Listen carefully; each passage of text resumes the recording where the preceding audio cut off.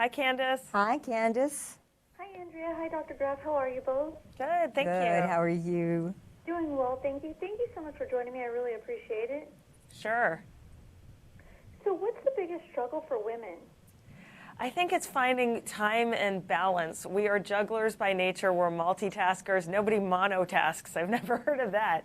So my big tip for us jugglers is to stop thinking in terms of all or nothing, because then we'll end up with nothing, because you can't do it all. So it's really about the small steps you take, the daily changes that will improve your life.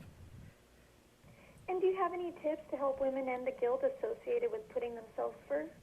Well, get rid of the guilt. That's the first big message. Guilt does not serve you. It does not help your family. It's wasted energy, in fact. So instead of the guilt, take inventory. Focus on what's working, what you're doing well, because you're doing more than you know.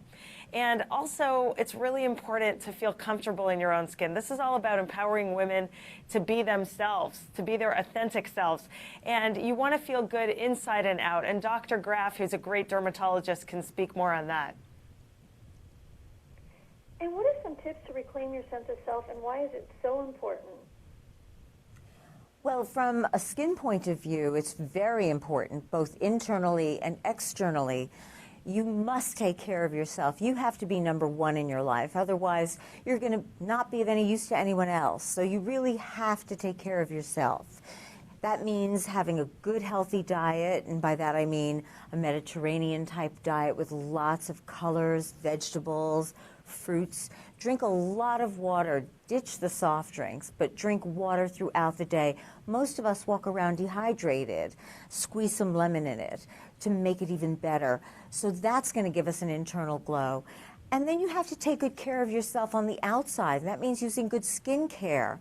We age as we get environmental stressors hurled at us. We age even more quickly. So use good skin care. And then one day when you look in the mirror and you start to see those, I call them Etch-a-Sketch lines, those lines around your lips and around your mouth and nose-to-mouth lines, then it's actually worth a trip to your dermatologist's office to have some Bellatero put in, because what that's going to do is it's going to fill in those lines and help you look much younger.